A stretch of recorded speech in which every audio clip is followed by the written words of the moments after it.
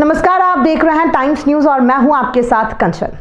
इंदौर के कलेक्टर कार्यालय में कलेक्टर आशीष सिंह की अध्यक्षता में आयोजित जनसुनवाई सफलतापूर्वक संपन्न हुई। इस दौरान कलेक्टर आशीष सिंह ने नागरिकों की समस्याएं सुनी और उनके समाधान के लिए आवश्यक निर्देश दिए। उन्होंने बताया कि जनसुनवाई में सभी की समस्याओं का समाधान किया गया है और संबंधित विभाग को आवेदक जांच के लिए दिए गए हैं। कलेक्टर आशीष सिंह ने मीडिया से चर्चा के दौरान बताया कि जनसुनवाई में नागरिकों की समस्याओं को गंभीरता से सुना गया और उनके समाधान के लिए आवश्यक कदम उठाने का आश्वासन दिया गया। यह जनसुनवाई इंदौर के नागरिकों के लिए एक महत्वपूर्ण मंच साबित हुई, जहां वे अपनी समस्याएं रख सकते हैं और उनके समाधान के लिए आवश्यक कदम उठाए जा सकते हैं। जनसुनवाई के माध्यम से कलेक्टर आशीष सिंह ने इंदौर के नागरिकों को यह आश्वासन दिया कि उनकी समस्याएं सुनी जाएंगी और उनके समाधान के लिए आवश्यक कदम उठाए जाएंगे। यह जनसुनवाई इंदौर के नागरिकों के लिए एक महत्वपूर्ण कदम साबित हुई, जो उनकी समस्याओं का समाधान करने में मदद करेगी। इंदौर कलेक्टर कार्यालय में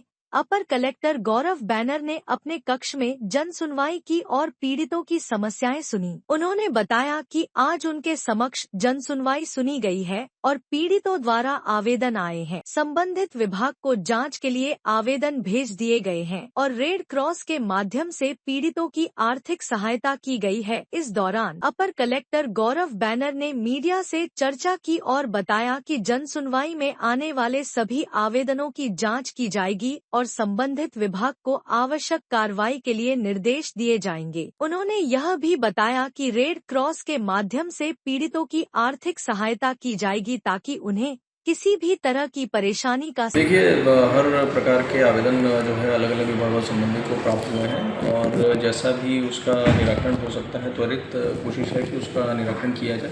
कुछ मामले जिसमें कि समय लग सकता है उसमें कुछ समय दिया गया है और जल्द से जल्द उसके निराकरण की कोशिश की गई है। ऐसे मामले जिसमें कि त्वरित हमको आर्थिक सहायता उपलब्ध करानी है किसी को इलाज के लिए या अन्य किसी ऐसे कार्य के लिए, तो उसमें त्वरित सहायता भी उपलब्ध कराई जाएगी। सर, जमीन संबंधित भी विवाद के एक आवेदन आए हैं, कोई किसी के मकान पे कोई कब्जा वगैरह भी कर रखा है? एक महिला ने शिकायत मकान के कब्जे टाइप के जो विवाद होते हैं वो राजस्व से संबंधित होते हैं, तो एसडीएम या तहसीलदार को जैसा भी केस होता है उसके लिए निर्देशित किया जाता है, तो वही कार्रवाई इनमें की गई। देखिए, जनसुनवाई में विभिन्न प्रकार के आवेदन प्राप्त हुए हैं।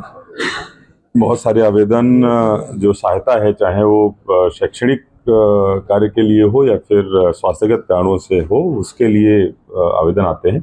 तो उनमें कईयों में देखकर परीक्षण करके रेड क्रॉस से सहायता उपलब्ध कराई गई है। कुछ एक दो ऐसे भी आवेदक थे कि जो पहले भी जनसुनवाई में आ चुके हैं, तो ऐसे जितने भी आवेदक हैं जो पहले भी जनसुनवाई में आते हैं उन सभी को टीएल में मार्क किया गया है, जिससे कि उनको दोबारा आने की आवश्यकता ना पड़े और उनकी समस्या का निराकरण अगर संभव है तो पूरी तरीके से किया जा सके। यहाँ हम लोगों ने दो और व्यवस्थाएं जो जनसुनवाई के साथ में शुरू की थी, वो एक मीडिएशन की है और एक लीगल एड की है।